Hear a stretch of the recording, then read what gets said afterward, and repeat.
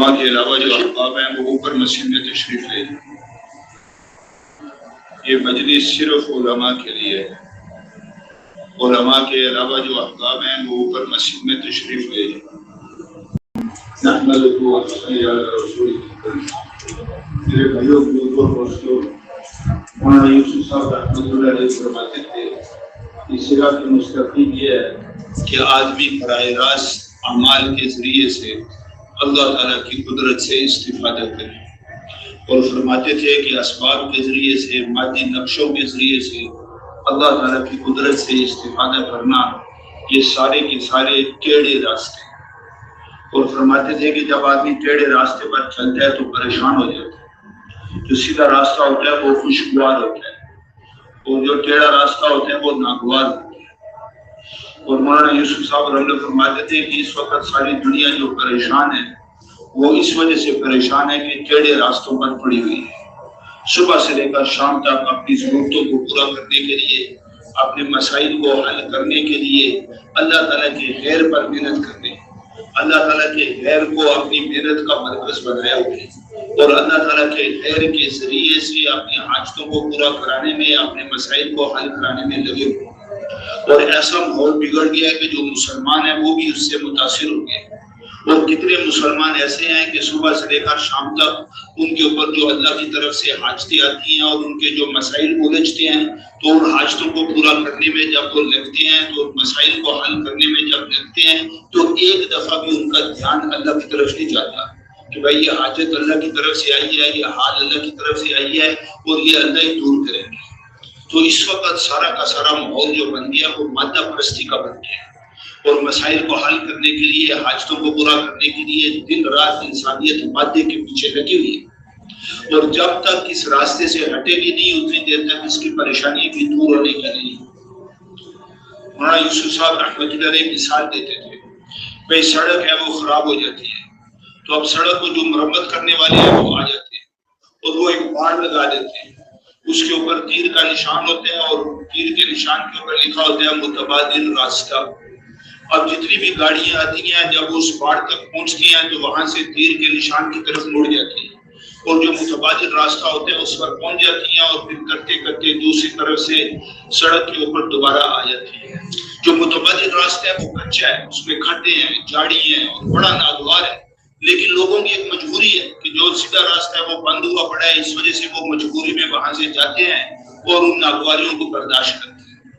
کرتے کرتے سڑک والے سڑک کی مرمت کرنے سے فارغ ہو جاتے ہیں۔ جب وہ فارغ ہو جاتے ہیں تو وہ اس باڑ کو ہٹا دیتے ہیں، اور جیسے اس باڑ کو ہٹاتے ہیں تو اب ساری گاڑی سیدھی جاتی ہے۔ اب اگر کسی گاڑی والے سے کہو کہ بھئی یہاں ایک متبادل راستہ بھی ہے وہاں سے چلے جاؤ، تو وہ کہتا ہے بھائی تم پاگل ہو، یہ سیدھا راستہ ہے، اتنا آسان ہے، اتنا خوشگوار ہے، اس کو چھوڑ کر میں اس مشکل اور ناگوار راستے پر کیوں جاؤں؟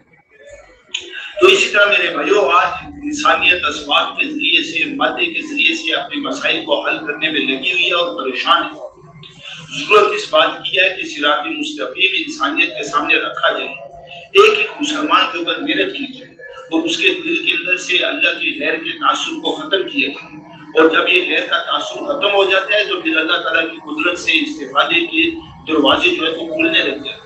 تو ایک ایک مسلمان پر محنت کی جائے، ان کے دلوں کے اندر سے اللہ کی غیر کے تعصب کو ختم کیا جائے، اور پھر یہ جو باڑیں لگی ہوئی ہیں باڑوں کو ہٹایا جائے، صراط مستقیم انسانیت کے سامنے رکھا جائے، اور یدخلون فی دین اللہ افواجا کے مناظر کو قائم کیا جائے۔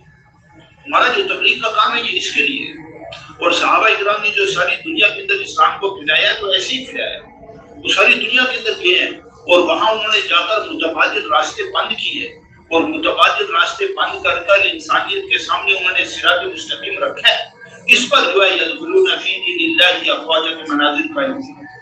مثلا صحابہ اکرام مصر میں پہنچے تو اس وقت مصر میں ایک بڑا خطرناک متبادل راستہ تھا کہ جب دریا کا پانی بالکل کم ہو جاتا تھا تو پھر مصر والے ایک اکلوتی بیٹی کو اس کے والدین سے خریدتے تھے، اور پھر اس کو زیور کے ساتھ، سونے چاندی کے ساتھ کرتے تھے، اور اس کو اس دریا کے اندر پھینک دیتے تھے۔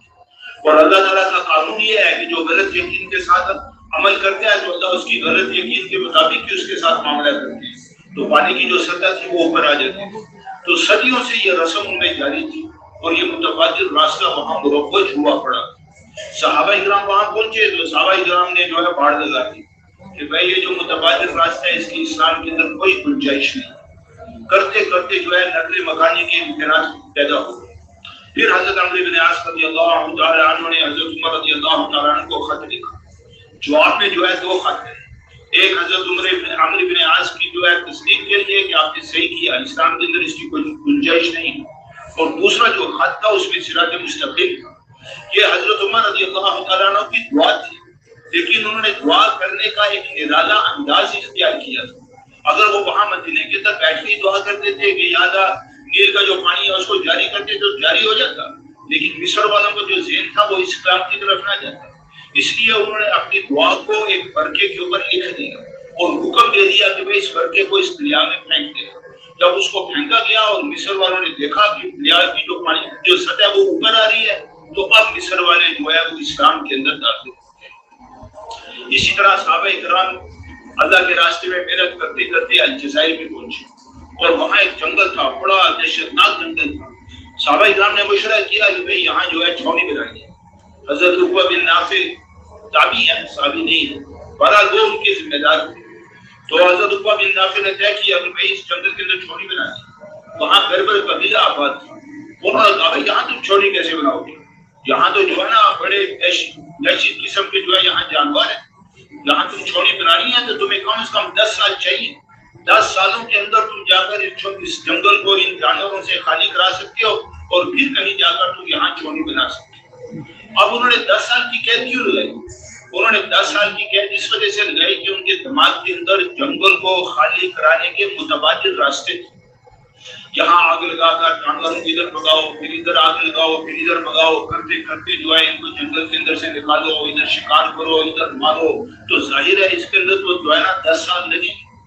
اور مسلمانوں کے پاس جنگل کو خالی کرانے کے لیے صراط مستقیم. حضرت عقبہ بن نافع رضی اللہ تعالیٰ عنہ ایک قلعے کے اوپر کھڑے ہو گئے اور وہاں کھڑے ہو کر انہوں نے آواز لگائی کہ جنگل کے درندوں، ہم نے یہاں چھاؤنی بنانی ہے، تمہیں 3 دن دیتے ہیں، 3 دن کے اندر اندر اس جنگل کو خالی کر دو. 3 دن کے بعد من وجدنا ہو قتلنا ہو، جس کو پائیں گے اس کو قتل کر دیں. اب تاریخ کی کتابوں کے اندر لکھا ہے کہ سارے کے سارے جانور نکل کر جا رہے ہیں. شیر بھی جا رہا ہے، شیرنی بھی جا رہی ہے، بچوں کے ساتھ لے کر جا رہے ہیں، سارے کے سارے نکل کر جا رہے ہیں. اور 3 دن سے کم جو ہے وہ جنگل بالکل خالی ہے. جب یہ منظر جو ہے بربر قبیلے نے دیکھا کہ بھائی ہمارے دماغ میں جو متبادل راستے تھے جنگل کو خالی کرانے کے وہ تو بیکار ہیں، ان کے پاس ایسا زبردست صراط مستقیم ہے، تو بقول مولانا یوسف صاحب رحمۃ اللہ علیہ کے 10,000 بربری کلمہ پڑھ کر اسی وقت اسلام کے اندر داخل ہو گئے. اور پھر اس جنگل کے اندر 40 سال تک جو ہے جانور نظر نہیں آئے.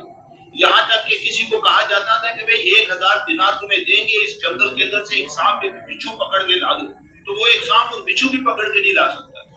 تو میرے بھائیو صراط مستقیم اللہ تعالیٰ کی قدرت سے استفادے کا زبردست جو ہے منظر قائم کرتا ہے، اور اس کی وجہ سے انسانیت کے دلوں پر ایک چوٹ لگتی ہے، اور اس کی وجہ سے ان کے جو دماغ ہے وہ اسلام کی طرف پھرتے ہیں. یہ مناظر جب تک دنیا کے اندر قائم نہیں ہوں گے اتنی دیر تک باطل پر چوٹ نہیں پڑے گی. کفر جو اسلام کی طرف آئے گا وہ اس وقت آئے گا جب مسلمان اعمال کے ذریعے سے براہ راست اللہ تعالیٰ کی قدرت سے استفادہ کرے.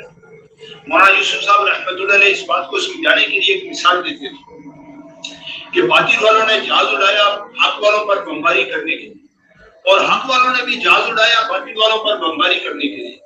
فضا میں دونوں کی ملاقات ہوگی.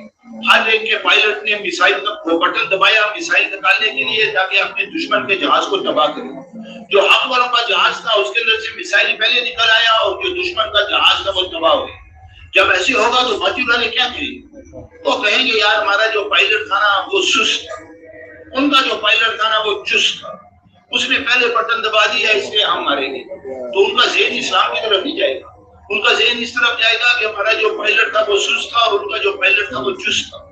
آگے مولانا یوسف صاحب رحمۃ اللہ فرماتے ہیں کہ اگر باطل والے جہاز اڑائے حق والوں پر بمباری کرنے کے لیے اور حق والے جہاز نہ اڑائے، حق والے وضو کریں اور وضو کرنے کے بعد نفل پڑھیں اور اپنی پیشانیوں کو زمین کے اوپر رگڑیں اور اس کے بعد ہاتھ اٹھا کر جو ہے آنسو بہا کر دعائیں مانگیں اور اللہ تعالیٰ اپنی قدرت سے باطل والوں کے جہاز کو تباہ کر دی، تو اب باطل والے کیا کہیں گے؟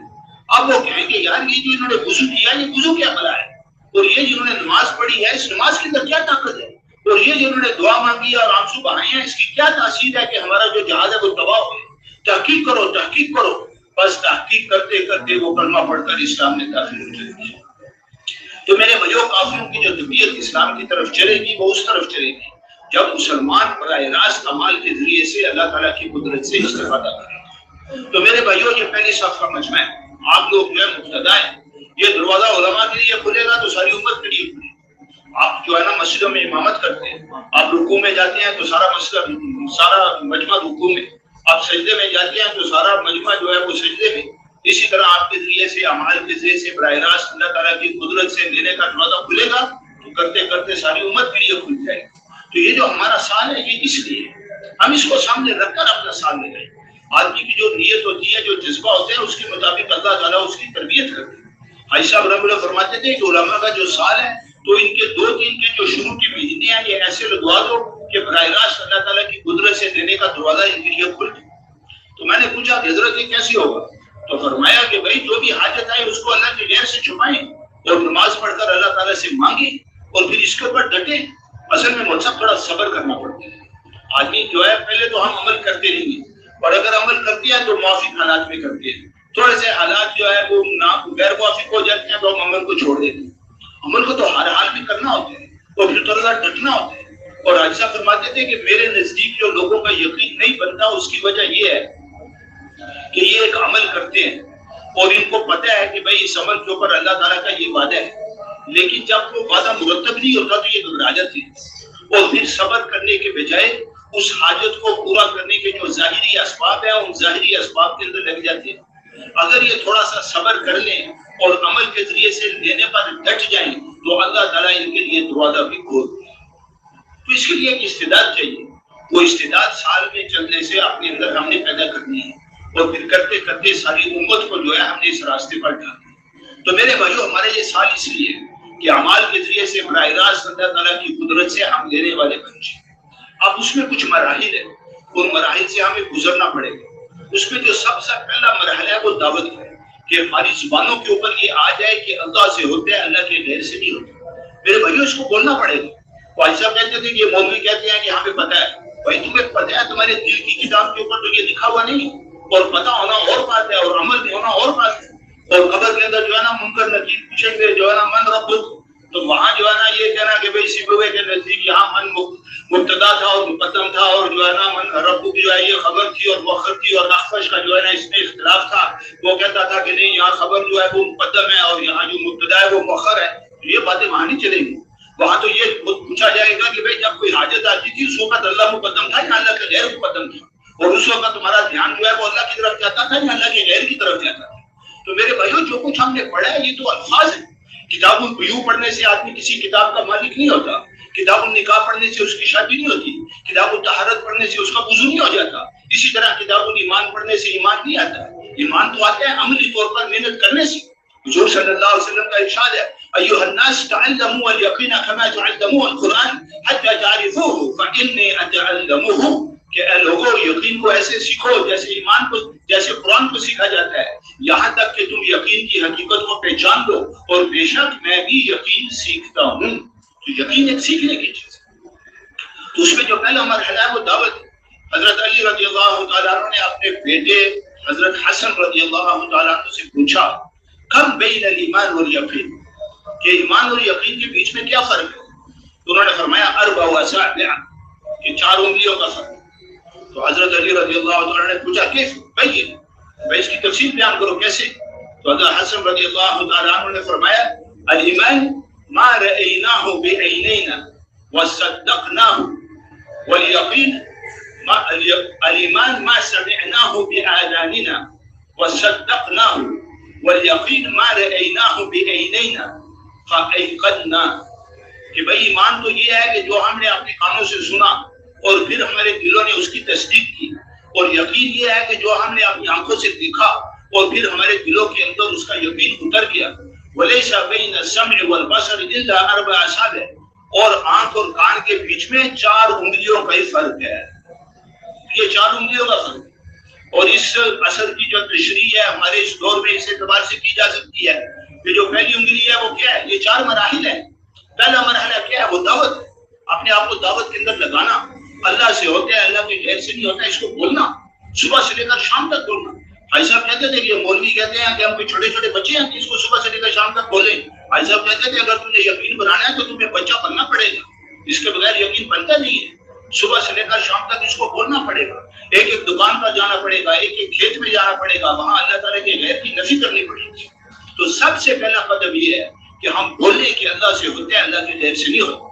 جب ہم اس کو بولیں گے اور ہر حال میں بولیں گے تو اب طبیعت کے اندر ایک کیفیت پیدا ہوگی, اور جی چاہے گا کہ بھائی میں اللہ تعالیٰ سے اپنی حاجت کو مانگوں. اور جب کوئی حال آئے گا, کوئی حاجت آئے گی, تو اس کو اللہ کے غیر سے چھپانے کو بھی جی چاہے گا کہ بھائی میں صبح سے لے کے شام تک لوگوں کو کہتا ہوں کہ اللہ سے ہوتا ہے, اللہ کے غیر سے نہیں ہوتا. اب یہ جو حاجت آئی ہے تو اس کو میں اللہ کے غیر کے سامنے کیوں رکھوں؟ میں تو صرف اللہ کے سامنے اس کو رکھوں گا.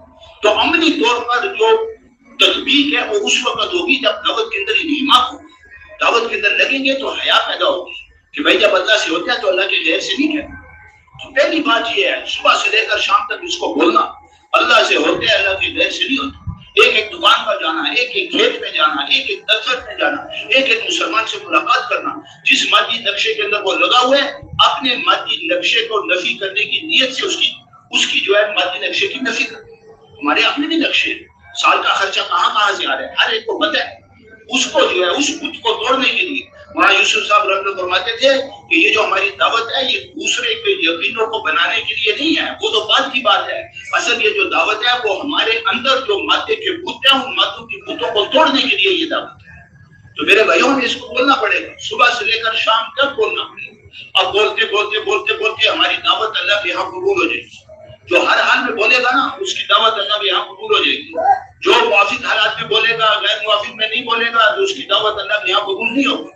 اور جب دعوت قبول ہوگی تو اس کی نشانی کیا ہے؟ جب دعوت قبول ہوگی تو اللہ تعالیٰ کی طرف سے حالات آئیں گے. ہم نے اللہ تعالیٰ سے حالات بھی مانگے, ہم نے عافیت مانگی ہے اس لیے کہ ہم کمزور ہیں, لیکن یہ اللہ تعالیٰ کی سنت ہے کہ جب اللہ تعالیٰ کسی کی دعوت کو قبول کر لیتے ہیں اور غلط یقین کو اس کے دلوں کے اندر سے نکالنے کا فیصلہ کرتے ہیں تو اللہ تعالیٰ اس کے اوپر حالات بھیجتے ہیں. اور اس کا ثبوت سیرت میں ملتا ہے. حضرت عثمان ابن مظعون رضی اللہ تعالیٰ عنہ یہ صحابی ہیں اور شروع کے مسلمان ہونے والے ہیں, اور ہجرت کے بعد جنت البقیع میں سب سے پہلے دفن ہونے والے بھی یہی ہیں. تو یہ مسلمان ہوئے تو اس وقت جو بھی مسلمان ہوتا تھا اس کے اوپر جو ہے آفات کا عذاب پڑتا تھا. اوپر خباب کی پٹائی ہو رہی ہے, بلال کی پٹائی ہو رہی ہے, ان کی بھی پٹائی ہو رہی ہے. تو ان کا ایک جاننے والا تھا, کافی سردار تھا, ولید اس کا نام تھا. اس نے کہا کہ بھائی تم میری پناہ میں آ جاؤ, میری پناہ میں آ جاؤ تو پھر تمہیں کوئی کچھ نہیں کہے گا. یہ اس وقت ایک دستور تھا کہ اگر کوئی سردار کسی کو اپنی پناہ دے دیتا تھا تو باقی جتنے تھے وہ سارے اس کا احترام کرتے تھے. تو اس نے کہا بھائی ٹھیک ہے مجھے اپنی پناہ میں لے لو. تو ان کو حرم میں لے گئے, وہاں سارے سردار بیٹھے ہوتے تھے, سب کے سامنے جا کر اعلان کر دیا کہ بھائی یہ عثمان ہے اور یہ میری پناہ میں ہے, کوئی ان کو کچھ نہ کہے. اب جو ہے نا کوئی ان کی پٹائی نہیں کر رہا. ادھر حضرت خباب کی پٹائی ہو رہی ہے, حضرت بلال کی پٹائی ہو رہی ہے, اور حضرت عثمان کی پٹائی نہیں. جب یہ بات ہوئی تو اب حضرت عثمان کے دل کو چوٹ لگی. انہوں نے کہا کہ بھائی یہ جو بلال کی اور خباب کی پٹائی ہو رہی ہے نا تو یہ اس وجہ سے ہو رہی ہے کہ ان کا اسلام اللہ کے یہاں قبول ہو گیا, اور میری جو پٹائی نہیں ہو رہی تو اس کی بات یہ ہے کہ میرا اسلام اللہ کے یہاں قبول نہیں ہو. یہ ان کے دل کے اندر بات پیدا ہوئی. تو ولید کے پاس گئے اور ولید کو کہا کہ بھائی اپنی پناہ واپس لو. اس نے کہا پناہ واپس لوں گا تو جیسے ان کی پٹائی ہو رہی ہے تیری بھی پٹائی ہوگی. وہ کہنے لگے میں کافر کے پناہ میں نہیں آتا, میرے لیے اللہ کی پناہ کافی ہے. اس نے کہا اچھا پھر واپس کرنی ہے تو جیسے میں نے دی تھی ویسے میرے ساتھ حرم میں چلو. حرم میں گئے اور سارے سرداروں کے سامنے کہہ دیا کہ بھائی میں نے ان کو پناہ میں لیا تھا لیکن یہ میری پناہ کو واپس کر دیں. حضرت عثمان نے بھی کہہ دیا ہاں بھائی میں ان کی پناہ کو جو ہے واپس کر دوں. اب بلال کی بھی پٹائی ہو رہی ہے, خباب کی بھی ہو رہی ہے, اور حضرت عثمان رضی اللہ تعالیٰ عنہ ان کی بھی ہو رہی ہے. جب ان کی پٹائی ہوئی نا تو اب ان کو تسلی ہوگی کہ میرا جو اسلام ہے وہ اللہ کے یہاں قبول ہو گیا. تو میرے بھائیوں قبولیت کی بات یہ ہے کہ حالات آتے ہیں تو جب ہم دعوت دیں گے کہیں گے کہ اللہ سے ہوتے ہیں اللہ کے غیر سے نہیں ہوتا, اب ہر حال میں اس کو ہم بولیں گے تو اب ہمارے اوپر حالات آئیں گے. یہ دوسرا مرحلہ ہے. اب تیسرا مرحلہ کیا ہے؟ تیسرا مرحلہ یہ ہے کہ ان حالات کے اندر اپنی دعوت کو چھوڑنا نہیں ہے. حالات سے گھبرا کر جو ہے ادھر ادھر نہیں ہو جانا. ان حالات کے اندر بھی جو ہے اپنی دعوت کے اوپر ڈٹے رہیں. اب دعوت کے اوپر جو ڈٹے رہیں گے تو اس کے اوپر اب ایک استعداد پیدا ہوگی اللہ تعالیٰ کی قدرت سے دینے کی. اور پھر جو چوتھا مرحلہ ہے وہ وجود میں آئے گا. اور چوتھا مرحلہ کیا ہے؟ وہ اللہ تعالیٰ کی غیبی نصرت. آج تک جو کام مادے کے ذریعے سے ہو رہے تھے, اسباب کے ذریعے سے ہو رہے تھے, وہ اسباب کے بغیر, مادے کے بغیر ہوں گے. اور جب ان کے بغیر اسباب ہوں گے کام ہمارے بنیں گے تو پھر جو یقین ہے وہ مشاہدے سے ہٹے گا اور غیب کی طرف سے۔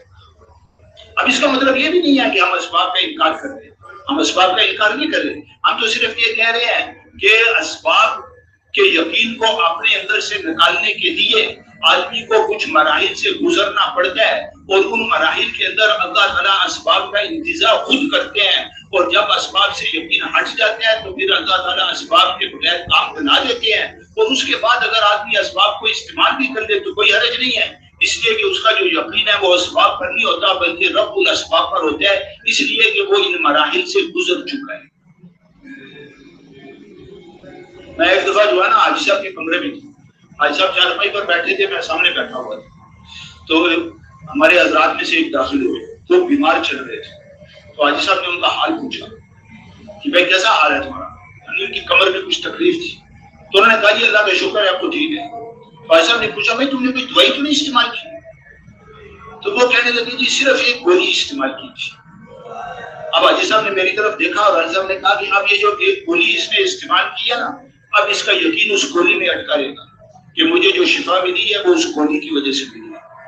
اچھا ابھی حاجی صاحب کی یہ عبارت پوری نہیں ہوئی تھی کہ حاجی صاحب کا خادم آ گیا حاجی صاحب کے لیے دوائی لے کر، ایک پلیٹ کے اندر گولی ہے اور گلاس کا پانی، تو میں ایک دم متوجہ ہو گیا کہ اب حاجی صاحب کیا کرتے ہیں۔ تو حاجی صاحب نے ان گولیوں کی طرف دیکھا، ان کی طرف اشارہ کیا اور اشارہ کر کر کہا کہ بھائی ان کا استعمال کرنا نہ کرنا میرے حق میں برابر ہے، اور پھر حاجی صاحب نے ان گولیوں کو استعمال کر دیا۔ سمجھ آ گئی بھائی؟ اس میں بڑی عبرت ہے۔ یجوز للواصل ما لا یجوز للسالک، یہ قاعدے کی بات یہاں سے نکلتی ہے۔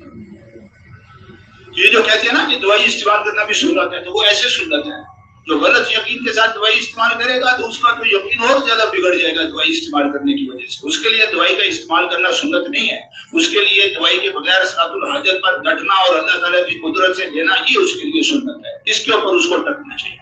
لیکن اس کا مطلب یہ بھی نہیں ہے کہ ہم لوگوں کو ترغیب دیں کہ وہ دوائیں استعمال نہ کریں، ڈاکٹر کے پاس نہ جائیں، اس لیے کہ لوگوں کی جو استعدادیں ہیں وہ مختلف ہوتی ہیں، تو یہ ترغیب ہم دیں گے نہیں، ہم بس امت کے اندر استعداد پیدا کریں گے اعمال کے ذریعے سے اللہ کی قدرت سے دینے کی، اور پھر ان کو ان کے رب کے حوالے کریں گے۔ جیسے جیسے جس کے اندر استعداد پیدا ہوتی جائے گی، یہ اس کا اور اس کے رب کا معاملہ ہے، اللہ تعالیٰ اس کا انتظام بھی کریں گے اور اس کی جو ہے تربیت بھی کریں گے۔ اس لیے کسی کو یہ ترغیب دینی نہیں ہے۔ وہ ایک آدمی تھا نا، ایک بزرگ کے پاس آیا اور کہتا جی میں نے حج کے لیے جانا ہے، میرے پاس ذاتی راہ نہیں ہے، تو کیا میں توکل کر لوں؟ اور بزرگوں نے کہا کہ اگر تو توکل کا اہل ہوتا نا تو میرے پاس نہ آتا۔ تو لوگوں کے جو استعداد ہوگی تو وہ خود ہی کر لیں گے، استعداد نہیں ہے اور زبردستی ان کو ترغیب دیں گے تو پھر اس کا الٹا نقصان بھی ہوگا۔ اس کو ایسے سمجھیں کہ جیسے ماں جو ہے وہ بچے کو دودھ پلاتی ہے، اور جب تک بچے کے معدے کے اندر دودھ کے علاوہ کی استعداد کو محسوس نہیں کرتی تو وہ اس کا دودھ چھڑاتی نہیں، اور جب محسوس کرتی ہے کہ معدے کے اندر کچھ طاقت پیدا ہو گئی ہے تو پھر دودھ چھڑاتی ہے اور اس کو نرم غذا پر لگاتی ہے، دلیے پر لگاتی ہے، پھر کرتے کرتے محسوس کرتی ہے کہ اب معدے کے اندر اور زیادہ استعداد پیدا ہو گئی ہے تو روٹی کا لقمہ بھی اس کے منہ کے اندر ڈال دیتی ہے، اور کرتے کرتے جب محسوس کرتی ہے نا کہ اب تو معدہ بالکل کامل استعداد والا ہو گیا ہے تو دودھ بالکل چھڑا دیتی ہے اور گوشت کی بوٹی بھی منہ کے اندر ڈال دیتی ہے۔ اسی طرح اللہ بھی اپنے بندوں کے اوپر اس سے زیادہ مہربان اور شفیق ہے جتنی کہ ماں اپنے بچے کے اوپر ہے۔ تو اللہ تعالیٰ کے اسباب کا انتظار ایک دم نہیں کرتے، اللہ تعالیٰ دیکھتے ہیں کہ اس کے اندر استعداد کتنی ہے، پھر اس کے استعداد کے بقدر اللہ تعالیٰ اس کے اسباب کا انتظار کرتے ہیں، اور کرتے کرتے پھر اعمال کے ذریعے سے براہ راست اللہ تعالیٰ کی قدرت سے دینے کا دروازہ کھولتے ہیں۔ تو میرے بھائیوں یہ کام ہے کرنے کا۔ اب یہ نہیں کہ ساری زندگی جو ہے دودھ ہی پیتے رہے، یہ استعداد اپنے اندر پیدا کرنی ہے اور اعمال کے ذریعے سے براہ راست اللہ تعالیٰ کی قدرت سے دینا ہے۔ یہ مراحل ہے، مراحل کے اندر سے گزرنا پڑے گا، اور اس کی عملی تطبیق جو ہے وہ بھی سیرت کے اندر ملتی ہے۔ حضرت عمر شریف رضی اللہ تعالیٰ عنہ کا قصہ ہے، چاروں مرحلے آپ کو یہاں نظر آئیں گے، یعنی دعوت دینا، پھر دعوت دینے کے بعد حالات کا آنا، حالات کے اندر دعوت کے اوپر ڈٹے رہنا، اور اس کے بعد غیبی مدد کا۔ حضرت عمر شریف رضی اللہ عنہ، حضرت ابن عباس رضی اللہ تعالیٰ عنہ فرماتے ہیں کہ عمر شریف رضی اللہ تعالیٰ عنہ قریش کی ایک عورت تھی، اور ان کی جو شادی تھی وہ دوست قبیلے میں ہوئی تھی۔ کبھی کبھی وہ مکہ آتی تھی اپنے والدین کو ملنے کے لیے۔ ایک دفعہ وہ مکہ آئی ہوئی تھی، اور یہ وہ دن تھے کہ جب حضور صلی اللہ علیہ وسلم نے نبوت کا دعویٰ کیا تھا اور لوگوں کو اسلام پیش کر رہے تھے۔ تو ان کے کانوں میں بھی بات پڑی کہ بھئی ایسے محمد صلی اللہ علیہ وسلم اسلام کو پیش کر رہے ہیں، تو کرتے کرتے یہ مسلمان ہو گئے۔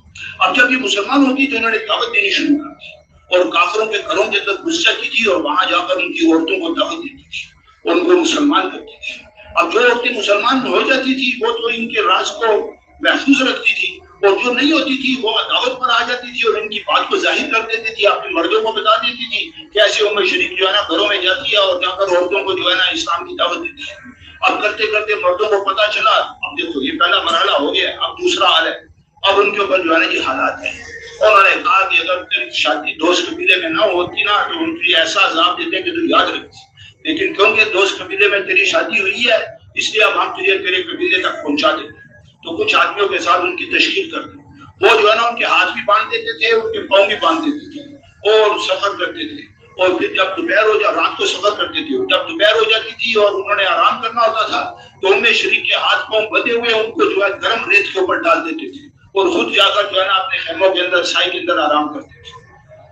اور اس دوران وہ ام شریف پر جو ہے نا ان سے یہ مطالبہ بھی کرتے تھے کہ اپنے رب کو چھوڑ دو اور ہمارے بتوں کے اوپر ایمان لاؤ، لیکن اس حالت کے اندر بھی ام شریف اپنی دعوت کے اوپر جو ہے وہ ڈٹی رہتی تھی کہ نہیں، تمہارے جو بت ہیں وہ جھوٹے ہیں اور ایک اللہ ہی ہے کہ جو عبادت کا مستحق ہے۔ کرتے کرتے حضرت ام شریف رضی اللہ تعالیٰ عنہ فرماتی ہے کہ تین راتیں گزر گئی، نہ انہوں نے مجھے ایک قطرہ پانی کا پینے کے لیے دیا اور نہ ایک لقمہ کھانے کے لیے دیا، اور میں بالکل مرنے کے قریب ہو گئی۔ اور جب تیسرا دن آ گیا تو اب انہوں نے مجھے میرے اوپر دوبارہ جو ہے اپنے مذہب کو پیش کیا کہ اسلام کو چھوڑو اور ہمارے بتوں کے اوپر ایمان لاؤ۔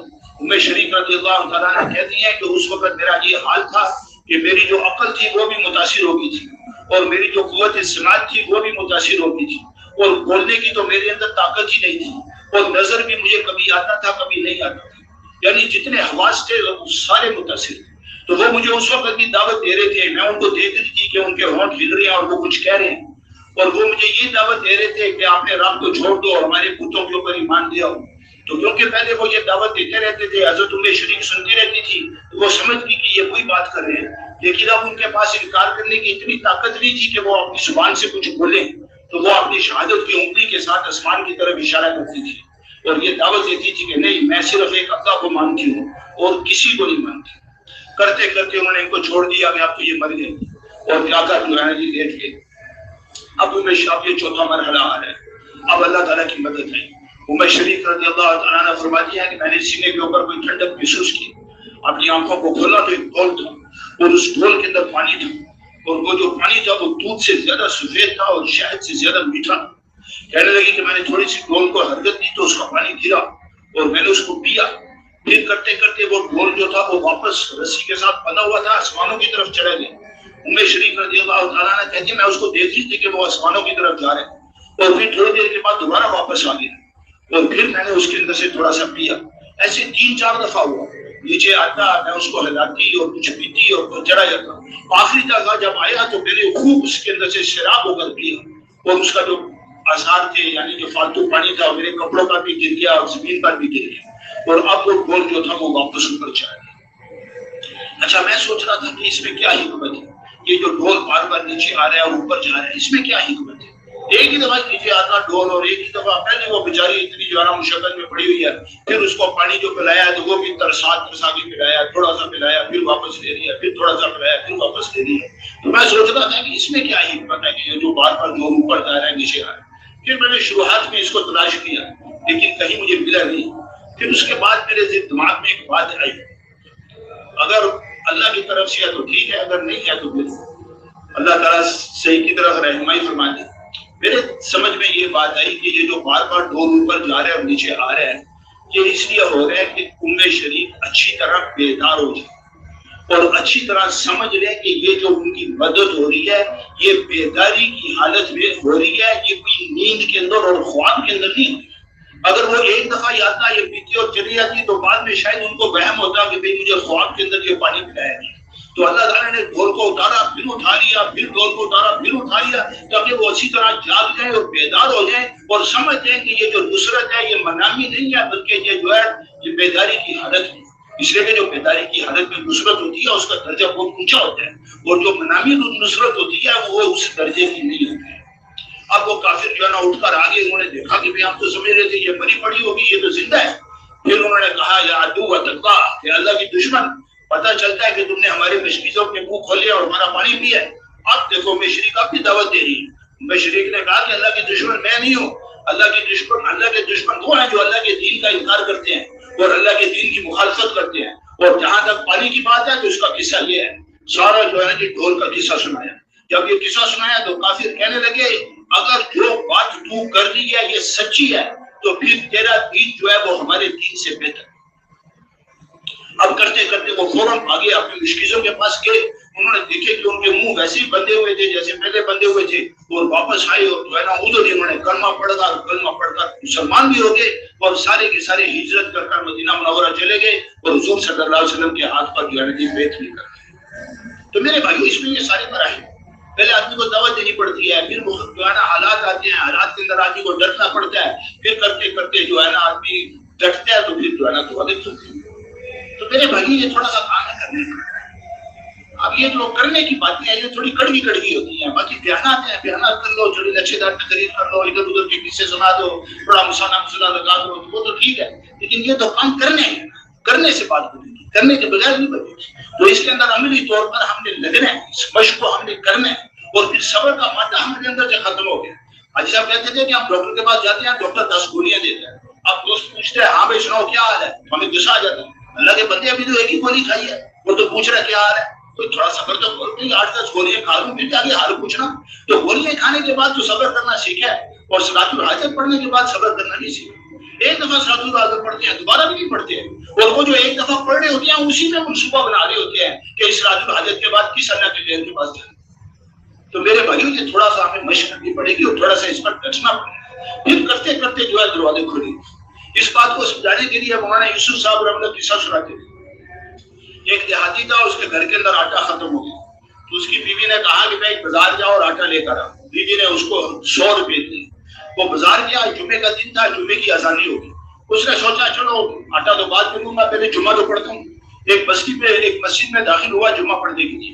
تو مسجد جو تھی وہ زیر تعمیر تھی. اب جو اس میں داخل ہوئے تو جو امام صاحب تھے وہ مسجد کی تعمیر کے لیے ترغیب دے رہے تھے اور چندہ کر رہے تھے. امام صاحب نے کہا کہ جو دنیا کے اندر 1 روپیہ خرچ کرے گا اس کو دنیا میں 10 ملیں گے, آخرت میں 70 ملیں گے. اور جو دنیا کے اندر اللہ کا گھر بنائے گا تو اللہ تعالیٰ جنت کے اندر اس کا محل بنائے گا. اب جب دیہاتی نے یہ فضائل سنے تو اس کے منہ میں پانی آ گیا. اس نے کہا یار یہ اچھا سودا ہے, یہ جو 100 روپیہ ہے نا یہ تو امام صاحب کو دیتا ہوں اور 100 کے بدلے میں دنیا میں 10 ملیں گے یعنی 1000 مل جائے گا اور باقی جنت میں محل بھی مل جائے گا. تو امام کی ترغیب کی وجہ سے اس کے اندر تھوڑی گرمی پیدا ہوگی. اس نے 100 روپے نکالے اور امام صاحب کو دے دیے. اب اس نے جمعے کی نماز پڑھی, جمعے کی نماز پڑھ کر باہر نکلا, ترغیب کا جو اثر تھا وہ ختم ہو گیا اور اب گرمی بھی گئی, اب ٹھنڈا ہو گیا. اور اب جو ہے نا دکان کی طرف جا نہیں سکتا اس لیے کہ پیسے نہیں ہیں. اب گھر کی طرف قدم اٹھا رہا ہے اور ساتھ ساتھ سوچ رہا ہے کہ وزارت داخلہ کو کیا جواب دے. جب گھر کے قریب پہنچا تو وہاں محترمہ کھڑی تھی اور جب اس نے دیکھا کہ یہ تو بغیر آٹے کے آ رہا ہے, اس نے کہا اللہ کے بندے کیا بات ہے, آٹا نہیں لے کر آیا. اس نے جو ہے نا کہا تم گھبراؤ نہیں, میں آٹا تو نہیں لایا لیکن یہ مولوی بڑے پکے لوگ ہوتے ہیں. اس نے کہا تھا کہ تم مسجد کے چندے کے لیے پیسے دے دو, میں نے اس کو پیسے دے دیے ہیں, دنیا میں 1000 ملے گا اور آخرت میں جنت میں محل ملے گا. اور بیوی نے اس کو کہا تجھے جنت کے محل کی پڑی ہے, بچے رو رہے ہیں, گھر میں کوئی کھانے کی چیز ہی نہیں. اب کرتے کرتے دیہاتی نے کیا شروع کیا, گھر کا جو فالتو سامان تھا اس کو بیچنا شروع کیا. اس کو بیچتا اور گھر کے اندر کوئی کھانے پینے کا بندوبست کرتا. کرتے کرتے جو فالتو سامان تھا نا وہ بھی سارا کا سارا ختم ہو گیا. پہلے صرف جیب خالی تھی, اب گھر بھی خالی ہو گیا. اور دیہاتی بیچارہ سیدھا سادہ تھا, وہ 1000 کے انتظار میں تھا. اب وہ 1000 کو تلاش بھی کرتا تھا, کبھی چٹائی کے نیچے دیکھتا, کبھی تکیے کے پیچھے دیکھتا, اب اس کو جو ہے نا 1000 ہی نہیں ملا. اب جو ہے 100 تو ہاتھ سے نکل گیا, 1000 جو ہے وہ ملا نہیں. اس پر دیہاتی جو ہے نا اس کو پریشانی لگی اور پریشانی کی وجہ سے اس کو دست لگ گیا. اب جو ہے نا کہ پہلے صرف جیب خالی تھی, پھر گھر خالی ہوا تو اب جو ہے نا پیٹ بھی خالی ہو گیا. اب گھر میں اس وقت بیتوخات ہوتے نہیں تھے, وہ جنگل میں جاتا تھا فارغ ہونے کے لیے. اب جو گیا اور آیا تو اس کی وجہ سے اس کے جو گھٹنے تھے وہ جواب دے. اس نے کہا یار اب جنگل میں جانا میرے لیے بڑا مشکل ہے, تو ادھر گھر کے قریب یہ کھڈا کھود لیتا ہوں اور اس میں ہی فارغ ہوتا ہوں. اب اس نے کھڈا کھودا تو اس کے اندر سے ایک مٹکا نکلا. مٹکے کے اندر اس نے ہاتھ ڈالا تو پورے 1000 روپے. تو اس نے کہا یار امام صاحب کی بات بالکل سچی تھی. آپ جب سال لگا کے واپس جائیں گے تو گھر کے قریب جا کر کھڈا کھودنا میں شروع کر دینا. بھائی ریمنڈ والا نے کہا تھا کھڈے کھودو, وہ تو جب جیب بھی خالی ہوگی, پیٹ بھی خالی ہوگا اور گھر بھی خالی ہوگا تو پھر کھڈے میں کچھ ملے گا, ورنہ کھڈا بھی خالی ہے. اب وہ گھر میں گیا اور 1000 روپے اس نے بیوی کو دے دی. بیوی بھی خوش ہوگی. اب جو جمعے کا دن آیا نا دوبارہ اسی مسجد میں گیا اور اسی مسجد میں نماز پڑھ رہا اور وہی امام صاحب ترغیب دے رہے ہیں. جب امام صاحب نے کہا کہ اللہ کے راستے میں 1 روپیہ خرچ کرو گے دنیا میں 10 آخرت میں 70 اور جنت میں محل, تو جو دیہاتی تھا نا وہ بڑی مسجد میں کھڑا ہو گیا اور سارے لوگوں کو متوجہ کر کے کہتے ہیں بھائی سنو سنو سنو, امام صاحب کی بات بالکل حق اور سچ ہے لیکن بیچ میں دست بھی لگتے ہیں, اور یہ جو دستوں والی بات ہے نا یہ امام صاحب چھپاتے ہیں, اس لیے ذرا چکنے رہنا. میں نے یہ قصہ جو ہے نا عربوں کو سنایا, پھر میں نے عربوں کو کہا یا مشائخ هل انتم مستعدون للاسهال, کیا تم بھی دستوں کے لیے تیار ہو؟ تو وہ کہنے لگے عندنا الاسهال منذ جئنا الى پاکستان, ہم تو جب سے پاکستان آئے ہمیں دست ہی لگے. میں نے ان سے کہا تمہیں جو دست لگ گیا نا وہ تو مرچوں کی وجہ سے اور زیادہ کھانے کی وجہ سے لگے, اور مولانا یوسف صاحب کی دستوں کی بات کر رہے ہیں یہ پریشانی اور بھوک کی وجہ سے لگتے ہیں. تو میرے بھائیو اس قصے کے اندر مولانا یوسف صاحب اس بات کو سمجھا رہے ہیں کہ صرف بولنا کافی نہیں ہے, بولنے کے بعد حالات آئیں گے, ان حالات کے اندر اپنی حاجت کو اللہ کی غیر سے چھپانا یہ سب سے پہلا قدم ہے.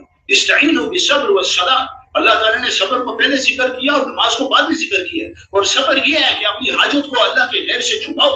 میرے بھائیو اپنی حاجت کو اللہ کے غیر کے سامنے رکھنا, اس کی وجہ سے اللہ تعالیٰ کی غیبی نصرت کی جو دروازے ہیں وہ بند ہو جاتی ہے. اللہ کہتے ہیں جب تم نے میرے غیر سے امید باندھ لی ہے تو میرے سے کچھ مانگنا مت, جو کچھ مانگنا ہے وہ اپنے غیر سے میرے غیر سے جا کرنا. تو آدمی کو اس کے اوپر ڈٹنا پڑتا ہے, پھر جا کر اللہ کی مدد آتی ہے. اس لیے جب بھی حالات آئیں, جب بھی حاجتیں آئیں, تو ان حالات کے اندر, ان حاجتوں کے اندر ہم جو ہے اس پر ڈٹیں اور اپنی حاجت کو, اپنے حال کو کسی کے سامنے نہ رکھیں, صرف ایک اللہ کے سامنے رکھیں. وہاں جب شیخ صاحب رحمۃ اللہ فرماتے تھے مرکز کی 4 دیواری کے اندر سب سے بڑا جرم یہ ہے کہ آدمی اپنی حاجت اللہ کے علاوہ کسی اور کے سامنے رکھے. اور مولانا یوسف صاحب رحمۃ اللہ فرماتے تھے کہ تمہارے سر میں درد ہو تو تمہاری بیوی کو بھی پتہ نہ چلے کہ تمہارے سر میں درد ہے. گہرے سے گہرے دوست کو نہیں بتانا, کسی کو نہیں بتانا, صرف ایک اللہ کو بتانا. اب اس پر اللہ کو غیرت آتی ہے کہ میرے علاوہ کسی کو نہیں کہتا, اور اس پر پھر اللہ تعالیٰ کی مدد کرتی ہے. امام عبد الوہاب شعرانی رحمۃ اللہ فرماتے ہیں کہ جو دعا اسباب کے دروازے کھٹکھٹائے بغیر سیدھا اللہ کے دربار میں پہنچتی ہے وہ کبھی رد نہیں ہوتی. اس لیے میرے بھائیوں اس کی ہم نے مشق کرنی ہے, اور حاجت آ جائے, حال آ جائے تو اس کے اندر اپنی حاجت کو, اپنے حال کو اللہ کے غیر سے چھپانا ہے. اور اس کے لیے باقاعدہ جو ہے نا ہمیں کچھ مراحل سے اللہ تعالیٰ گزاریں گے اور اللہ تعالیٰ ہماری تربیت کریں گے. جب ہمارے اوپر حاجت آئے, حال آئے, ہم اللہ کے سامنے روئیں کہ یا اللہ میری حاجت کو, میرے حال کو جو ہے اپنے غیر کے سامنے ظاہر نہ کروں, یا اللہ مجھے اپنے غیر کے سامنے رسوا نہ کروں, صرف ایک تجھے پتہ چلا, تیرے علاوہ کسی کو پتہ نہ چلے. جس کے اندر یہ سچا جذبہ ہوگا نا کہ اس کا حال اللہ کے علاوہ کسی کے سامنے جو ہے نا ظاہر نہ ہو, تو اللہ تعالیٰ اس کی حفاظت کریں گے اور اللہ تعالیٰ اس کو کسی کے سامنے رسوا نہیں کریں گے. جس کے اندر چور ہوگا کہ بھائی کسی کو کچھ پتہ چل جائے تو شاید میری مدد ہو جائے, تو بس یہ اللہ کی نگاہ میں گر گیا, اب اللہ تعالیٰ اس کو اپنے غیر کے حوالے کر دیتے ہیں. تو میرے بھائیوں جو جرأت پیدا ہوگی نا اپنی حاجت کو اللہ کے غیر سے چھپانے کی اور اعمال کے اوپر ڈٹنے کی, یہ دعوت کے اندر یہ انہماک کے بقدر پیدا ہوگی. جتنی زیادہ ہم دعوت دیں گے, جتنی مشقت کے ساتھ دعوت دیں گے, اور جتنا دعوت کے لیے ہم اپنی حاجتوں کو قربان کریں گے, اتنا ہمارے اندر یہ استعداد پیدا ہوتی جائے گی اور اللہ تعالیٰ سے لینے کا جو دروازہ ہے وہ ہمارے لیے کھلتا جائے گا. مولانا یوسف صاحب رحمۃ اللہ جو ہے مثال سے سمجھاتے ہیں کہ ایک آدمی نے دعویٰ کیا کہ یہ زمین کا پلاٹ میرا ہے, دوسرے آدمی نے دعویٰ کر دیا کہ بھائی تیرا نہیں ہے, یہ تو میرا ہے. تو ایک ہی پلاٹ ہے اور اس کے ایک مدعی ہے. اب وہ قاضی کے پاس جاتے ہیں کہ قاضی فیصلہ کرے کہ یہ پلاٹ کون لے گا. تو قاعدہ ہے البینۃ علی المدعی, کہ جو دعویٰ کرنے والا ہے گواہ پیش کرنا اس کے ذمہ ہے. تو اب جو قاضی ہے وہ ان سے پوچھتے ہیں کہ بھائی تمہارے پاس کیا ثبوت ہے کہ یہ جو ہے نا پلاٹ تمہارا ہے. تو جس کے پاس کاغذات ہوتے ہیں, جس کے پاس گواہ ہوتا ہے, اس کے حق میں فیصلہ ہو جاتا ہے کہ ٹھیک ہے یہ پلاٹ آپ کا ہے. جس کے پاس کاغذات نہیں ہے, جس کے پاس گواہ نہیں ہے, تو اس کا جو دعویٰ ہے وہ اس کے منہ پر مار دیا جاتا ہے اور عدالت سے خارج کر دیا جاتا ہے. پھر مولانا یوسف صاحب رحمۃ اللہ فرماتے ہیں کہ جیسے دنیا کی عدالتوں کے اندر کوئی دعویٰ بغیر دلیل کے معتبر نہیں ہے, اسی طرح اللہ کی عدالت کے اندر بھی کوئی دعویٰ بغیر دلیل کے معتبر نہیں ہے. اور جب دائی یہ کہتے ہیں کہ اللہ سے ہوتا ہے, اللہ کے غیر سے نہیں ہوتا, تو اللہ کہتے ہیں کہ یہ جو تم نے دعویٰ کیا ہے اس کی تیرے پاس کیا دلیل ہے, تیرے پاس کیا دلیل ہے کہ میرے سے ہوتا ہے. اب جو دلیل لے کر آئے گا تو یہ بات اس کے دل کے اندر یقین بن کر اترے گی, اور جو یقین اور جو دلیل لے کر نہیں آئے گا تو پھر تقریر ہے. زید العابدین صاحب رحمۃ اللہ سے میں نے ایک دفعہ سنا, انہوں نے فرمایا ممکن ہے کہ ایک آدمی ممبر کے اوپر بیٹھ کر 2-3 گھنٹے یقین کے اوپر لچھدار تقریر کر دے اور اس کے پاس یقین کا ایک ذرا بھی نہیں. یقین کا جو محل ہے وہ زبان نہیں ہے, یقین کا جو محل ہے وہ دل ہے. جو ہم اپنی زبانوں سے کہتے ہیں یہ ہمارے دلوں میں اتر جائے, اس کے لیے گواہ پیش کرنا ضروری ہے. اب گواہ کیا ہے؟ مولانا یوسف صاحب رحمۃ اللہ فرماتے ہیں گواہ یہ ہے کہ جب ہم یہ کہیں گے کہ اللہ سے ہوتا ہے اللہ کی غیر سے نہیں ہوتا تو اب اللہ تعالیٰ ہمارے اوپر حجتے لائیں گے، حالات پیدا کریں گے، تو پھر اللہ دیکھیں گے کہ اپنی بات پر پکا ہے یا کچا ہے، میری طرف ہی دیکھتا ہے یا میرے غیر کی طرف دیکھتا ہے۔ جو اللہ کے غیر کی طرف نہیں دیکھے گا اور اعمال کے ذریعے سے اللہ تعالیٰ کی قدرت سے دینے پر ڈٹے گا تو گواہ پیش کرنا۔ بھائی سب کچھ جب ایک اللہ کے ہاتھ میں ہے تو میں اللہ کے علاوہ کسی اور کے پاس کیوں جاؤں؟ جب مسئلہ اللہ نے حل کرنا ہے تو میں اللہ کے علاوہ کسی سے نہیں کہوں گا، یہ گواہ پیش کرنا۔ اب یہ جو گواہ پیش کر رہا ہے تو تھوڑے سے مجاہدے کے بعد اس کے کام کریں گے، اور میرے بھائیوں غیب سے اس کی حاجتیں پوری ہوں گی، اور جب غیب سے حاجتیں پوری ہو جائیں گی تو پھر اس کا جو یقین ہے وہ مشاہدے سے ہٹ جائے گا اور غیب کی طرف چلے جائے گا، اور جب تک ایسا ہوتا نہیں ہے اتنی دیر تک مشاہدے کے اندر یقین اٹکا رہے گا۔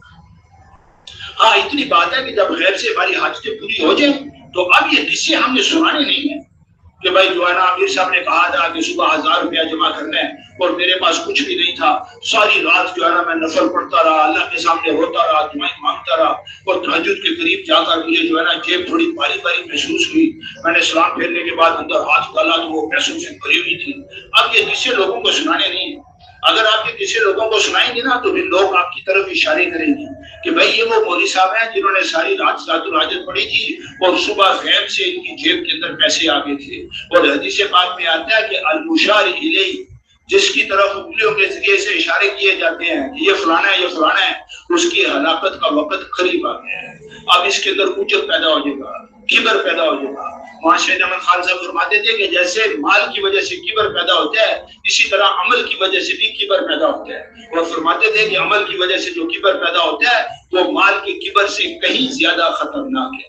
تو اس لیے میرے بھائیوں یہ کسی کو سنانے نہیں ہے، صرف صحابہ اکرام کی قصے سنانے ہیں اور انبیاء علیہ السلام کی قصے سنانے ہیں۔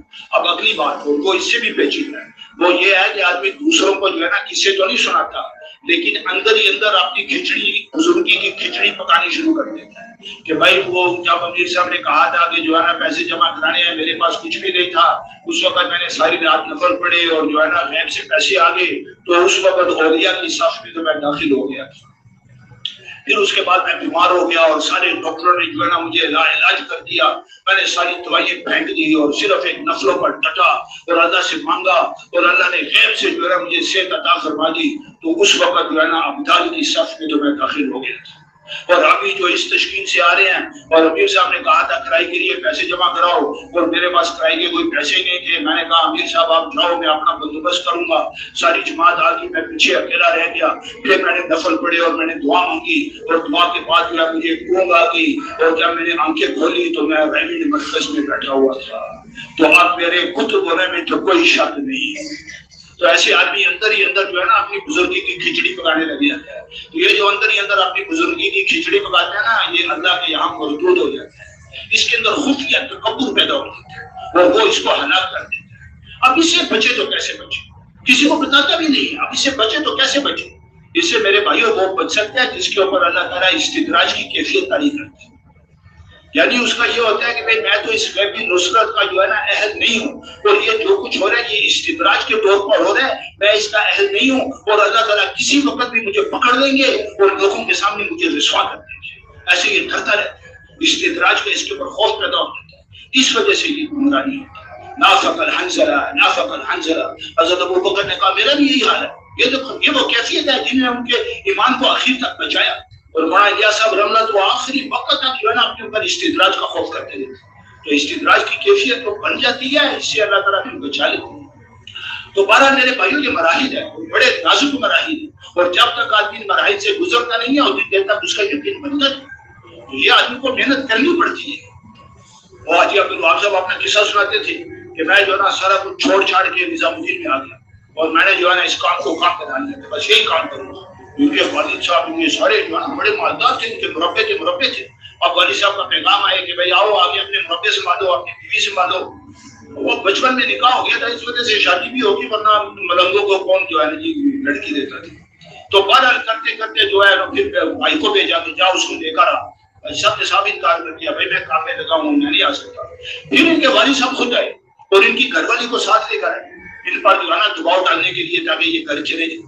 تو ادھر باہر نظام الدین کے باہر جو سڑک ہے وہاں چوک کے اوپر جو ہے نا ان کے والد صاحب کھڑے تھے ان کی گھر والی کے ساتھ، اور پیغام بھیجا کہ عبدالوہاب کو بلاؤ۔ اب حاجی صاحب آئے، والد صاحب نے کہا بھائی چلو گھر کے بھی حق ہیں جو ہے نا، آپ نے سنبھالو، یہ تمہاری گھر والی ہے، اس کے مسائل ہیں، ان کو سنبھالو۔ حاجی صاحب کہہ رہے تھے، میں نے کہا جی میں نے تو اس کام کو جو ہے نا کام بنا لیا۔ بھائی یہ صرف حاجی صاحب کے لیے، یہاں میں سے کسی کے لیے نہیں ہے۔ یہ حاجی صاحب نے جو کچھ کیا تھا مولانا یوسف صاحب نے مشورے سے کیا، آپ کے لیے نہیں۔ آپ نے گھر والوں کے سارے حقوق ادا کرنے ہیں، جو نفع ہے وہ آپ کے ذمہ ہے۔ یہ نہیں کہ آپ نفع نہ دیں اور ادھر تبلیغ کرتے رہے اور ادھر تبلیغ جو ہے وہ بدنام ہوتی رہے۔ یہ حاجی صاحب کی خصوصیت ہے۔ اور مولانا محمد احمد بالپوری صاحب فرماتے تھے کہ ایک ہی عبد الوہاب ہے، اس کے بعد دوسرا عبد الوہاب نہیں ہوگا۔ تو بہرحال حاجی صاحب کہتے ہیں کہ مجھے جو ہے نا والد صاحب نے بلایا اور ایسے مجھے کہا، تو میں نے کہا جی میں تو کام میں لگا ہوا ہوں، میں نہیں جا سکتا۔ تو والد صاحب کو غصہ آ گیا۔ والد صاحب نے کہا اچھا اگر نہیں جاتا تو یہ تیری بیوی ہے، اس کو سنبھال۔ وہ بیوی کو چھوڑ کے چلے گئے۔ اب ان کو یہ تھا نا کہ اب تو یہ آ ہی جائے گا، اس بیوی جو ہے نا عورت ہے، اس کو یہ کہاں لے کر جائے گا، گھر آ ہی جائے گا۔ اتنے میں ایک بیواتی اس منظر کو دیکھ رہا تھا اور فوراً بھاگے مولانا یوسف صاحب کے پاس گئے۔ اس نے کہا جی حاجی صاحب کے ساتھ ایسے ان کے والد صاحب آئے تھے ان کی گھر والی کو لے کر، اور جو ہے نا آپ کو چلے گئے اور ان کی گھر والی کو چھوڑے۔ اب کیونکہ حاجی صاحب مولانا یوسف صاحب کے مشورے سے چل رہے تھے، اس لیے مولانا یوسف صاحب نے بھی ان کو یہ نہیں کہا کہ ان کو بولو چلے جاؤ، اپنی بیوی کو لو اور گھر جاؤ۔ ان کو بھی پتا تھا کہ حاجی عبد الوہاب کی کتنی استعداد ہے۔ تو مولانا یوسف صاحب نے اس میں واضح سے کہا اس کو بولو گھبرائی نہیں، اپنی گھر والی کو جو ہے نا ہمارے گھر میں بھیج دے، وہ مشکلات کے ساتھ کام میں لگی رہتی اور اپنے کام میں لگے رہے۔ اب جو ہے نا حاجی صاحب اپنے کام میں لگے ہوئے تھے اور ان کی گھر والی ادھر تھی۔ پھر کچھ دن گزرے اور مولانا یوسف صاحب نے حاجی صاحب کی تشکیل کر دی کہ جاؤ فلانی جگہ جاؤ۔ حاجی صاحب کہنے کہ میں گھر والی کو ملنے کے لیے گیا تو اس کے کپڑے پھٹے ہوئے تھے اور وہ بیمار تھی اور دوائی لینے کے لیے میرے پاس پیسے نہیں تھے۔ اتنے پیسے نہیں تھے کہ اس کے کپڑے کو ٹیبل لگا دیں، لیکن مولانا یوسف صاحب نے تشکیل کر دی تو اب مجھے جانا پڑا۔ تو حاجی صاحب کہنے لگے کہ مولانا یوسف صاحب سے کہنے کی تو مجھے ضرورت نہیں ہوئی، البتہ مولانا سید احمد خان صاحب سے میں نے کہا کہ بھائی مولانا یوسف صاحب نے میری تشکیل کر دی ہے، میں تو جا رہا ہوں، لیکن میری گھر والی کا یہ حال ہے، اس کے کپڑے بھی پھٹے ہوئے ہیں اور میرے پاس پیسے نہیں ہیں اور وہ بیمار ہے، میرے پاس دوائی کے بھی پیسے نہیں ہیں، تو تم ذرا میری گھر والی کا حال جو ہے نا مولانا یوسف صاحب کو بتا دیں۔ حاجی صاحب بھی نہیں ابھی تبلیغ میں لگے تھے، تقسیم سے پہلے کا قصہ ہے۔ تو حاجی صاحب چلے گئے۔ ان کو یہ تھا کہ مولانا سید احمد خان صاحب بتائیں گے تو مولانا یوسف صاحب کچھ بندوبست کر دیں گے۔ حاجی صاحب تشکیل سے واپس آئے تو دوبارہ اپنی بیوی کو ملنے کے لیے، اور جو ملنے کے لیے گئے نا تو دیکھا کہ وہ پہلے سے زیادہ برے حال میں، بیمار بھی پہلے سے زیادہ ہے اور کپڑے بھی پہلے سے زیادہ جو ہے خستہ حالت میں۔ تو آپ ان کو بڑا تعجب ہوا۔ تو وہاں سید احمد خان صاحب سے کہا کہ بھائی وہ تم نے حضرت کو بتایا نہیں تھا کہ میری گھر والی کا یہ حال ہے؟ تو وہاں سید احمد خان صاحب نے کہا جی میں نے تو بتا دیا تھا۔ بھائی صاحب نے کہا جب تم نے بتایا تھا پھر حضرت نے کیا کہا؟ تو وہاں سید احمد خان صاحب نے کہا جی حضرت نے تو کچھ بھی نہیں کہا، حضرت تو خاموش رہے۔ بھائی صاحب کہنے لگے کہ جب میں نے یہ بات سنی نا تو میرے دل کو چوٹ لگی اور میں کیا، میں نے جا کے وضو کی اور وضو کر کر میں مسجد کے چھت پر گیا اور وہاں جا کر میں نے نفل پڑھی اور نفل پڑھ کر میں نے اللہ سے کہا کہ یا اللہ کام تیرا کروں اور جب حاجت آئے اس وقت تیرے غیر کی طرف دیکھوں، آج کے بعد یہ نہیں ہوگا، جو بھی حاجت آئے گی اس میں تیری طرف ہی دیکھوں گا، تیرے علاوہ کسی کی طرف نہیں دیکھوں گا۔ ایسا کہنے لگے کہ میری زندگی کا یہ زبردست موڑ تھا اور اس وقت میری نگاہ جو ہے نا سب سے ہٹ گئی ایک اللہ کی طرف، اور میں سوچتا ہوں کہ مولانا یوسف صاحب کا حاجی عبد الوہاب صاحب پر کتنا بڑا احسان تھا کہ انہوں نے ان کی گھر والوں کی ضرورتوں کو پورا نہیں کیا۔ اگر وہ ان کے گھر والوں کی ضرورتوں کو پورا کر دیتے تو پھر حاجی صاحب مولانا یوسف صاحب سے جڑتے اللہ سے نہ۔ تو بہرحال میرے بھائیوں یہ تربیت کے مراحل ہیں، جب آدمی گزرتا ہے تو اللہ تعالیٰ پھر اس کی تربیت کرتے ہیں، لیکن اس کے لیے جان کی بازی لگانی پڑتی ہے۔ جو آدمی یہ کیا کرتا ہے نا کہ میں نے اللہ کے غیر کو اپنے اندر سے نکالنا ہے اور اعمال کے ذریعے سے دینے کا دروازہ کھولنا ہے، یا تو یہ دروازہ کھلے گا یا میری قبر اللہ کے راستے میں بنے گی۔ مولانا یوسف صاحب ہمیں فرماتے ہیں کہ نماز سیکھتے سیکھتے کلمہ سیکھتے سیکھتے مر گئے تو شہید ہو، تو کوئی ڈرنے کی بات نہیں ہے، یا شہادت ہے اور یا پھر جو ہے نا یقین اور ایمان ہے۔ اس جذبے کے ساتھ کوئی اس محنت کے اندر لگے گا اس کو اللہ تعالیٰ توفیق دے گا، جو ڈھیلا ڈھیلا چلے گا اس کو اللہ توفیق نہیں دے گا۔ آج یہ دعا میں سے کون ہے جو مرنے کے لیے تیار ہے؟ ہاں جی آدمی ڈھیلے ڈھیلے اٹھے ہیں، ایک دم نہیں اٹھے۔ اچھا بات سنو، یہ چٹائیوں کے اوپر اور پنکھوں کے نیچے تو سارے ہی مرنے کے لیے تیار ہوتے ہیں، وہ تو جب حالات آتی ہے نا تو پھر پتہ چلتا ہے۔ وہ ایک مولوی صاحب سنا رہے تھے کہ میری تشکیل یمن ہوگی مستورات کی جماعت کے ساتھ، وہ کہنے لگے میرے ساتھ میواتی تھی، تو میں نے میواتیوں کو کہا کہ بھائی یا تو یمن والے کام کو کام بنائیں گے اور یا پھر ہماری قبریں یمن میں بنیں گی، تو میواتیوں نے دو ہاتھ کھڑے کر دیے۔ تو مولوی صاحب کہنے لگے جب ہم یمن میں پہنچ گئے تو کسی پہاڑی علاقے میں ہماری تشکیل تھی، تو ایک دن جو ہے نا وہ پہاڑ کے اوپر جیپ ایسے چڑھ رہی تھی، مولوی صاحب کہنے لگے میں نے ہاتھ اٹھائی اور دعا مانگی، اللہم ارزقنا شہادت فی سبیلک، یا اللہ اپنے راستے کی موت اور کہنے لگے وہ میواتی سارے کے سارے گرم ہو گئے. مول صاحب کیا کر رہے ہو, کیا کر رہے ہو, کیا کر رہے ہو؟ ساری دنیا میں جانا ہے, ساری دنیا میں جانا ہے, صرف ایک یمن میں تھوڑا جانا ہے, ساری دنیا میں جانا ہے. اور مول صاحب کہنے لگے سب سے زیادہ غصہ جو آیا نا, جو سب سے بوڑھا تھا اس کو آیا. وہ کہتا مول صاحب میری کوئی موت ہے, یہ تو بہت ہی بری موت ہے. سر کہیں پڑا ہوگا, ٹانگیں کہیں پڑی ہوں گی, ہاتھ کہیں پڑے ہوں گے, یہ تو بہت ہی بری موت ہے.